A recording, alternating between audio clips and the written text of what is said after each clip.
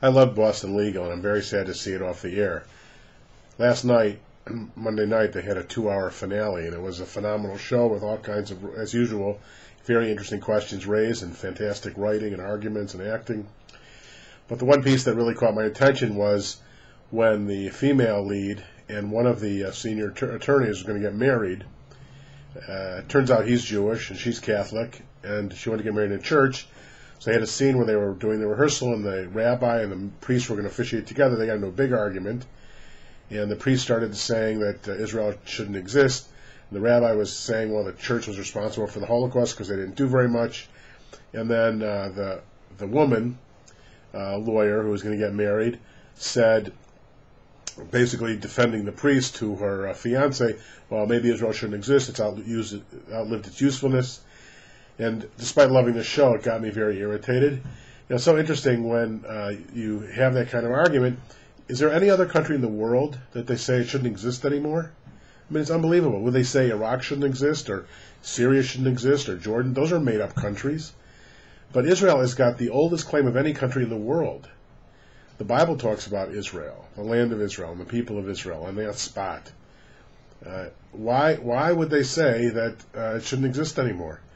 It's amazing that the one country in the world that has the oldest claim is the only one that ever say shouldn't exist. And at the root of it has got to be anti-Semitism.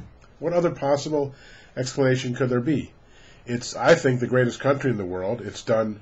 It could save so much of the world if they just stopped trying to kill everybody there and let them use their brain power. They're already at the top of technology and medicine and making contributions every day in our lives.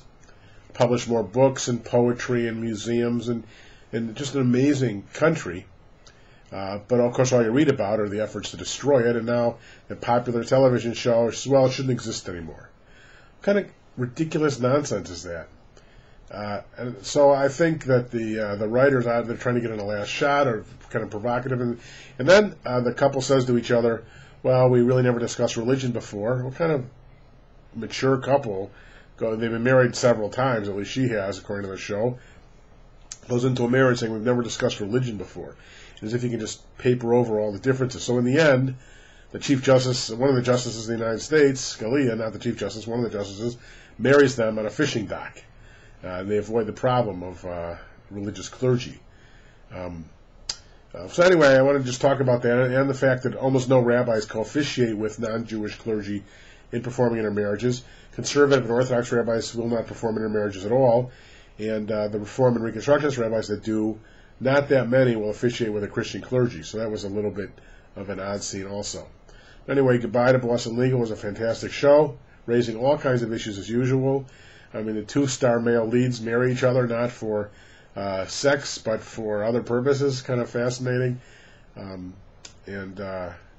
Goodbye to a wonderful television show, even as we ponder this terrible idea they just tossed in there about Israel not existing. I believe deeply that it's part of God's plan that Israel exists, that it's one of the great nations of the world, if not the greatest per capita. Not that the United States isn't the greatest, but I mean, Israel per capita has got only 5-6 million people, and it's amazing what it does for the world. Shalom.